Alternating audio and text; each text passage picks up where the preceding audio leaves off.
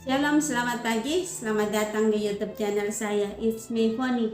Apa kabar? Saya berharap apapun keadaannya, teman-teman tetap bersukacita karena ada kasih, penyertaan, perlindungan, serta pemeliharaan dari Tuhan kita Yesus Kristus ada bersama-sama dengan teman-teman dimanapun kalian berada, dan yakinlah bahwa apapun yang sedang kalian alami, kalian kumpulkan, kalian tidak seorang diri karena ada Tuhan Yesus bersama-sama dengan teman-teman. Baik, sebelum menonton tayangan ini sampai selesai, jangan lupa tinggalkan jejak teman-teman dengan mensubscribe, like, komen, dan share ya YouTube channel ini agar kita semakin bertumbuh bersama mengenal siapa Tuhan kita dan semakin menjadi berkat bagi banyak orang. Terima kasih.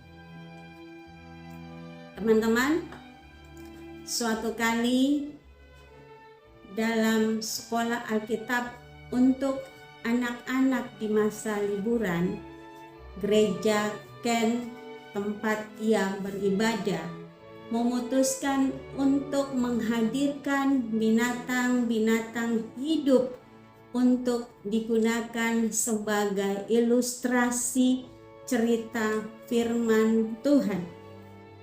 Ketika Ken hadir di sana untuk membantu, ia diminta untuk membawa masuk seekor domba ke dalam aula gereja agar hewan berbulu tebal itu mau masuk ke dalam aula gereja.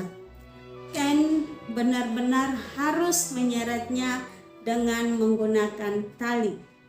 Namun kemudian di sepanjang minggu itu, si domba menjadi lebih penurut. Di hari terakhir, Ken bahkan tidak perlu lagi menariknya dengan tali. Domba itu cukup dipanggil dan kemudian ia akan mengikuti Ken. Karena apa? Karena ia sudah mengenal suara Ken dan ia percaya kepada Ken. Dalam Alkitab, khususnya di dalam Perjanjian Baru, Yesus menyebut dirinya adalah gembala dan mengatakan bahwa kita, saya, Bapak, Ibu, Saudara sekalian adalah umatnya, itu adalah domba-dombanya.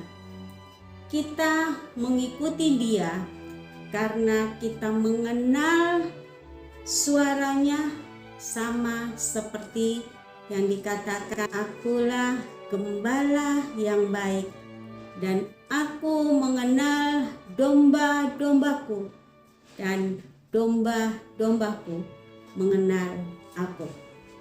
Teman-teman, namun domba-domba itu akan lari dari orang asing atau pencuri.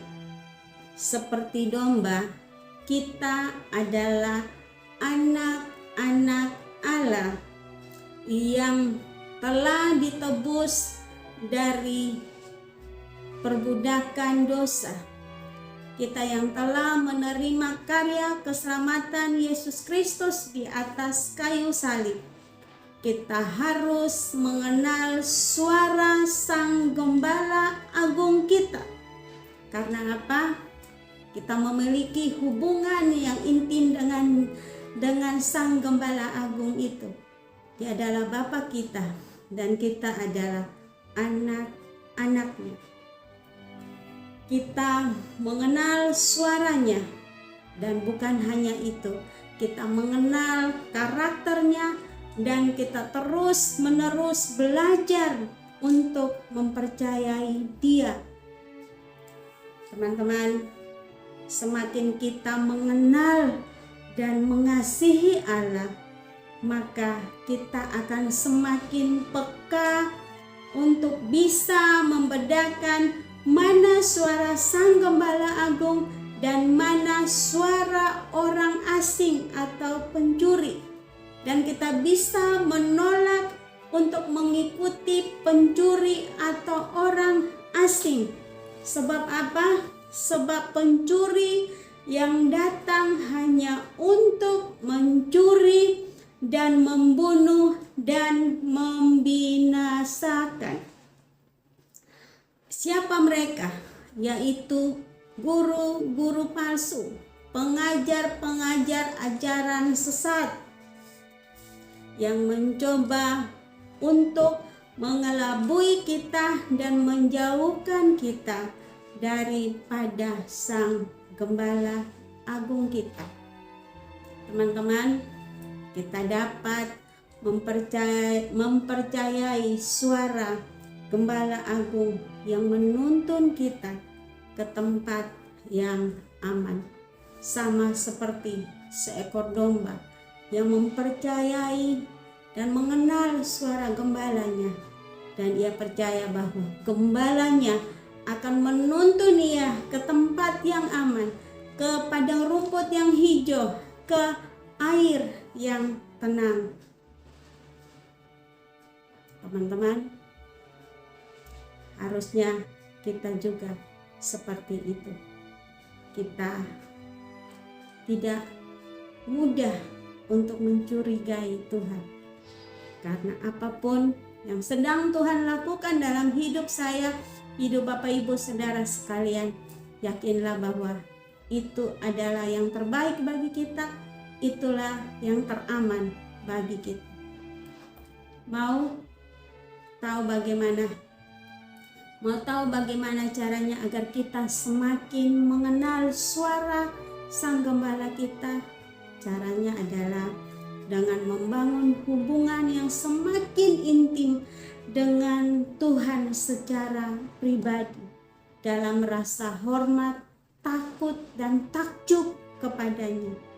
Dan itu akan membuat kita semakin mengenal suara Gembala kita, dan tidak akan membuat kita tertipu dengan suara-suara lain dan suara-suara asing yang ingin menyeret kita. Mari ambil keputusan, ambil waktu untuk kita berkomitmen semakin membangun hubungan yang erat intim dengan Tuhan, agar kita semakin mengenal suara Sang Gembala Agung kita. Sekian, Tuhan Yesus memberkati.